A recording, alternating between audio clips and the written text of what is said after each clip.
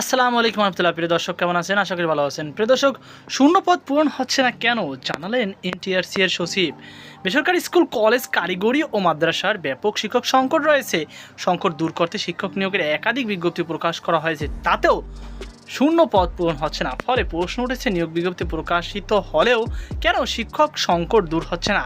এ বিষয়ে জানতে চাইলে বেসরকারি শিক্ষক নিবন্ধন প্রত্যয়ন কর্তৃপক্ষ এনটিআরসি এর সচিব এএমএম রিজওয়ানুল হক বলেন, যতগুলো শূন্য পদ ততজন প্রার্থী পাওয়া যায় না। আমরা পর্যাপ্ত সংখ্যক আবেদন পাই না, এজন্যই মূলত পদ ফাঁকা থেকেই যাচ্ছে। শিক্ষক সংকট দূর করতে নতুন পদ্ধতিতে নিয়োগের পরিকল্পনা করা হয়েছে জানিয়ে এনটিআরসি সচিব আরও বলেন, 1:1 অর্থাৎ যতগুলো পদ ততজনকে নিয়োগের সুপারিশ করা হবে, এজন্য সরাসরি নিয়োগ প্রক্রিয়ায় যাওয়া হচ্ছে।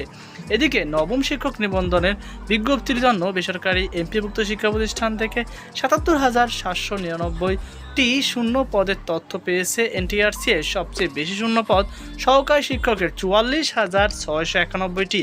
এছাড়া সহকারী শিক্ষক ধর্ম ও নৈতিক শিক্ষা 928, সহকারী শিক্ষক শারীরিক শিক্ষা প্রশিক্ষণ 4,014টি, সহকারী মৌলভী 11,069টি, কম্পিউটার ব্যবহৃত নির্দেশিত 129টি, ব্যবহারিক নির্দেশক 1,616টি, ইবতেদায়ী কারি 2,563টি, ইবতেদায়ী মৌলভী 6,166টি, ইবতেদায়ী শিক্ষক 444টি, প্রশিক্ষক 51টি, প্রভাষক 5,852টি, শারীরিক শিক্ষা প্রশিক্ষক 125টি এবং বাণিজ্যিক প্রশিক্ষক 251 জনকে। তো প্রিয় দর্শক, এই ছিল আমাদের সর্বশেষ আপডেট। সকল আতঙ্ক আজকে পর্যন্ত। আল্লাহ হাফেজ।